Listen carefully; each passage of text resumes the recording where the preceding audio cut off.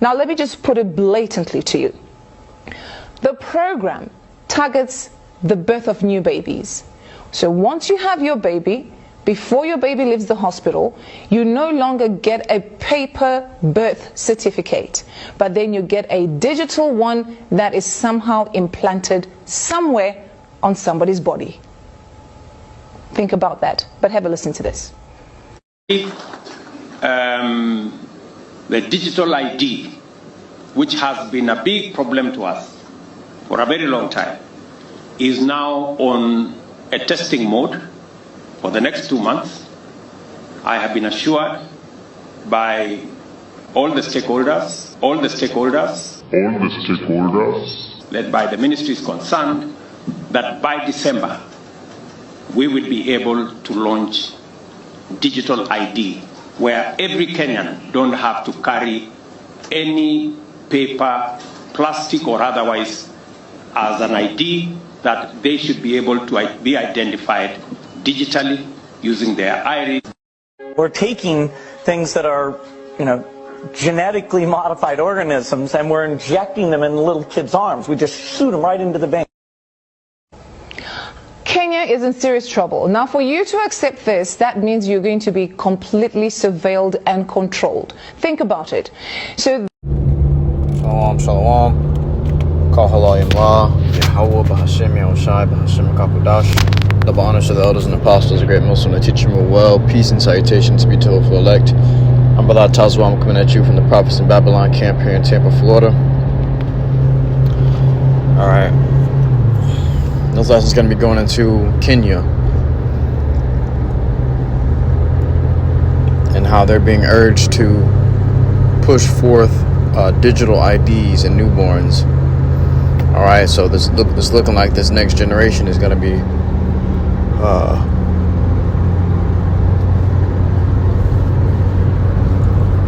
this next generation is going to be C-hipped babies, man. Kicking off in 2025. You see, they say that they want to do digital IDs, digital birth certificates, pretty much, which is really just a digital ID. Because you're identified by birth certificate, your license, or your social security. Okay, and this is gonna be a new thing. They said it's in test mode right now. It's in testing for 2 months. Then guess what? They said they want to implement it. They want it to be ready and done by December. They want to have it being dished out by December, which is in the next few months. Okay. So they want to start, and they said what? It's going to be a digital birth certificate placed somewhere on the body. Now that really just means in the body. They want to insert these digital IDs in the body, and he said that he's being highly recommended to, or highly urged to, by stakeholders. Okay.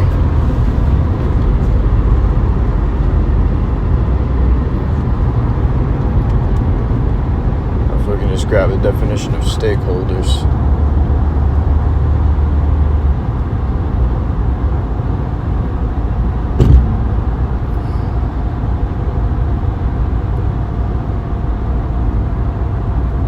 A stakeholder is a person, group, or agency that has a vested interest in the success or failure of a project, business, or organization. Stakeholders can be internal or external and can include customers, shareholders, communities, and governments. Okay. Stakeholders can have varying levels Stakeholders can have varying levels of influence and impact on an organization, so their needs and expectations must be considered and managed.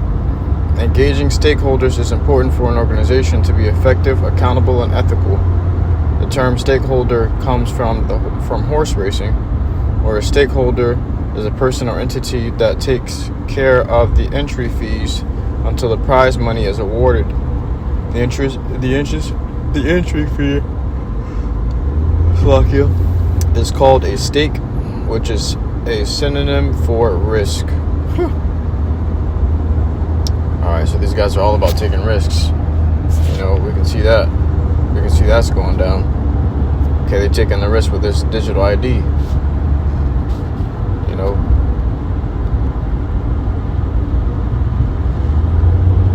They want to put it in newborns, and they say they want to have it started up and kick-started by December. So they're dishing out the traditional paper birth certificate, and now they're going digital with it, man. You know, these babies gonna be robots. There's this next generation of babies gonna be little robo babies, technology babies. You got this generation where everybody in their phone, and the next generation where the phone gonna be in you. You know, there's gonna be everything in that C-hip, man. You know, and it's not just your birth certificate being placed on that digital ID. This is your whole new. This is gonna be the new world, the NWO placed into the in the MOTB, man. You know how the world is gonna function is gonna be based upon the MOTB. You're gonna be hooked up to every system with the MOTB in you, man. A product of Babylon.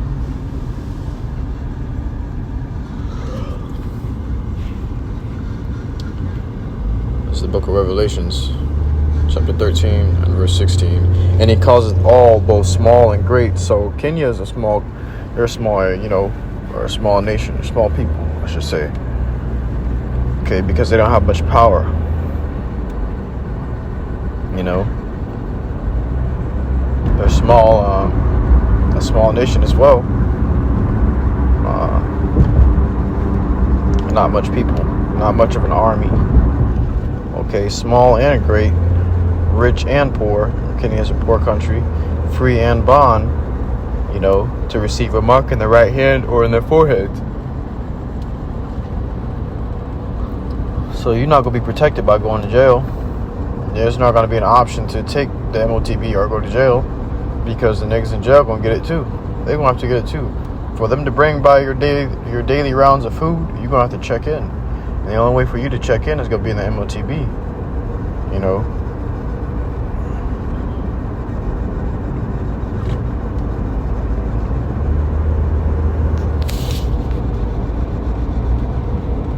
It says, and that no man might buy or sell, save he that had the mark, or the name of the beast, or the number of his name. So you got to have this MOTB in some way, shape, or form, man. And the only way to get it is going to be through that C-hip. It's going to have to be inserted inside of your flesh. Okay? You ain't going to be able to bypass the C-hip as if it's a yab, man. Alright? You ain't going to be able to bypass this as if it's optional. Okay, you ain't gonna have no option for this. Just take this or die. That's where you're gonna have the beheadings coming from. Scripture talks about those that were beheaded for the witness of Hamashiach. Here is wisdom. Let him that hath understanding count the number of the beast, for it is the number of a man.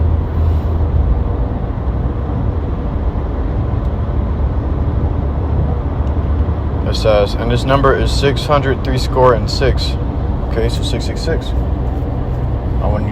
When you look on a product code on anything that you buy, it's gonna have those two bold lines, one in the beginning, one in the middle, and one in the end, man.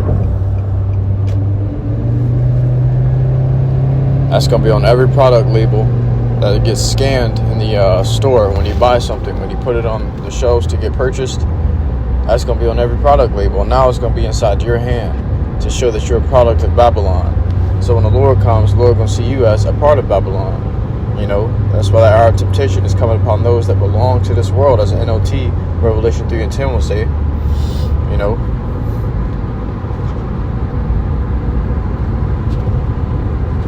I'll grab the KJV for it. It's the book of Revelation, chapter 3 and verse 10 in the KJV. It says, because thou hast kept the word of my patience, I also will keep thee from the hour of temptation, you know, which shall come upon the world to try them that dwell upon the earth. Okay, so the Lord said He's going to keep us from the hour of temptation as long as we keep the word of his patience.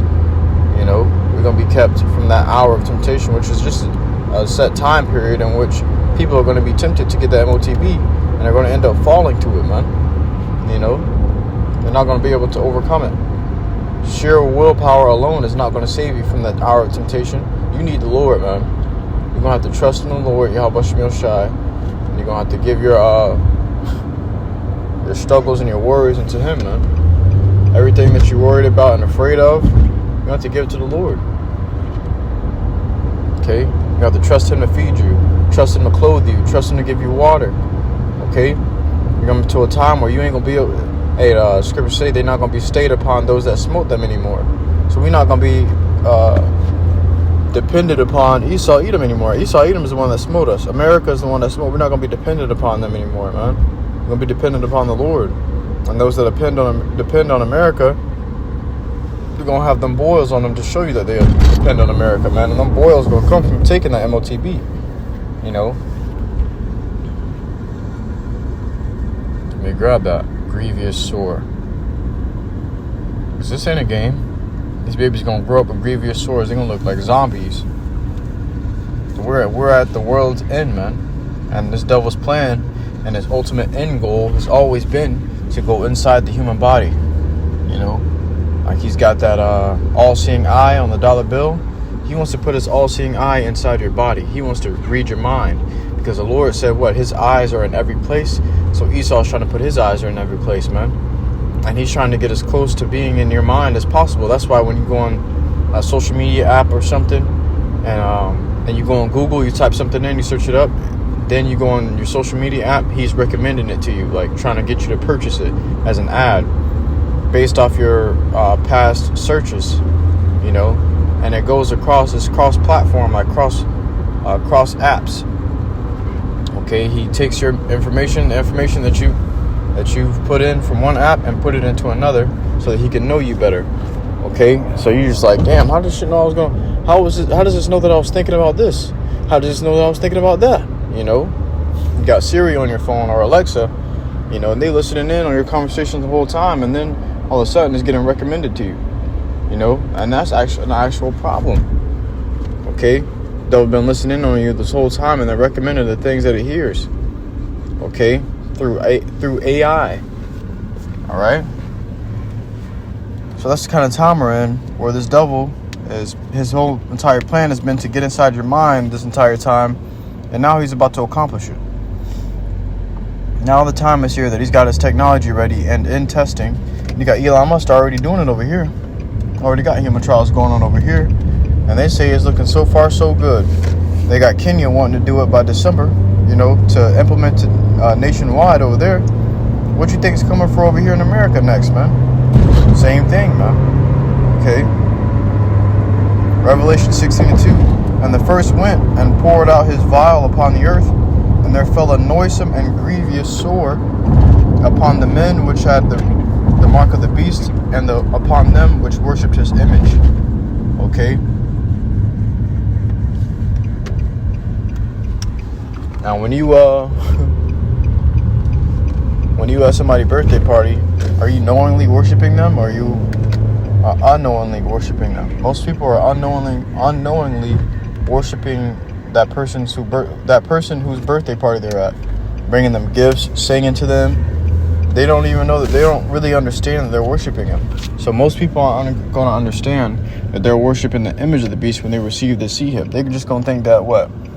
Oh, I just got it to feed my family. I'm not worshiping them. I'm not worshiping this. I'm not worshiping that. I just got it to feed my family, man. This is just for my family. That's for my kids. Okay? But whether you understand it or not, or whether you agree to it or not, you are still worshiping the image of the beast. You know? And that's what's coming upon the whole world to try them that dwell therein, man. Alright? Well, with that, I truly hope this lesson was edifying to you, occupant of the cloth. We'll listen to truth and sincerity.